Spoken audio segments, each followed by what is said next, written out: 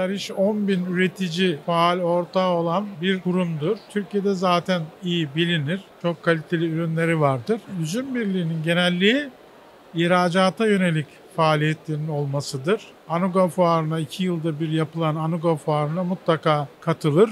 Orada müşterilerimizle diyalog kurma imkanı yaşarız. Bu yıl özel bir yıl. Çünkü rekolte miktarı çok düşük.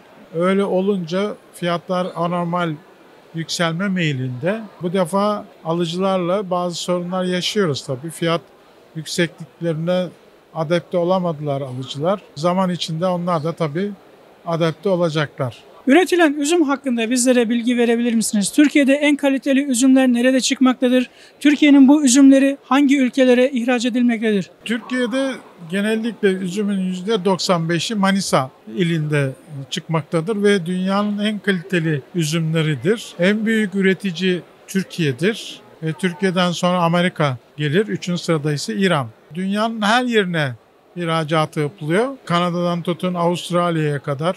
Amerika, Güney Amerika ülkeleri, Avrupa, bütün Avrupa'ya, Orta Doğu'ya, Uzak Asya'ya, her yere, Japonya'ya, her yere satışı vardır Türkiye'den.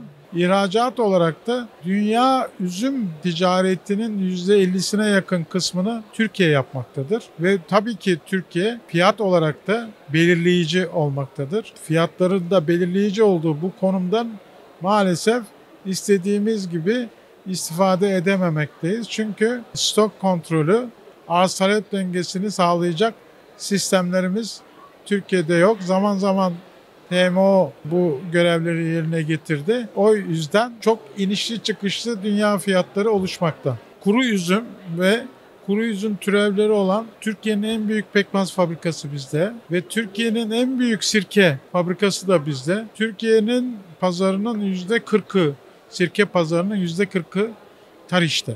Yani lider, kendisinden sonraki gelen sıralamada çok fark var arada. Sirke de ihraç yapılmakta Türkiye'den. Kuru üzümden elde edilen sirkeler çok da beğenilmekte. Bunun yanında diğer ürünler de yapılmakta. Alkol üretimi de yapılmakta.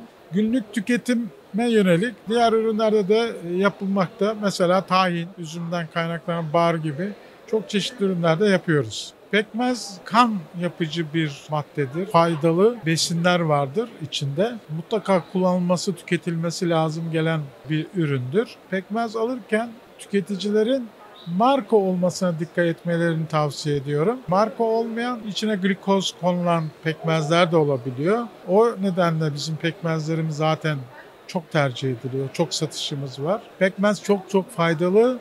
Demir eksikliği olan kişilerde de çok önemli ama mutlaka taşiş olmaması gerekiyor. Tüketicinin dikkat etmesi gerekiyor. Bizim nar ekşisi %100 doğaldır. Rahatlıkla tüketilebilir. Biz zaten kooperatif bir şirket olarak ürünlerin doğal olması, güvenilir olması üzerinde çok duruyoruz. Nar sirkesi de üretiyoruz. O da aynı. Ama nar ekşisi kesinlikle doğaldır. %100 doğaldır. Elma sirkesi de öyle. Marka olmuş elma sirkelerini kullanmaları lazım.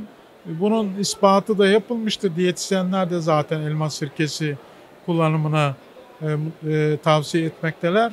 Ben de tavsiye ederim elma sirkesini.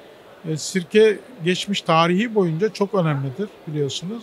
Elma sirkesi güvenilir olması çok önemli. Bizim bütün ürünlerimiz kalitelidir zaten. Bizden ayrı olarak zeytinyağı birliği vardır. O da öyle, incir öyledir. Biz kooperatif olduğumuz için taşiş yollarına gitmiyoruz. Üreticinin ürünü değerlendirmek için bunları yapıyoruz. Bütün ürünlerimizi gönül rahatlığıyla tüketebilirler.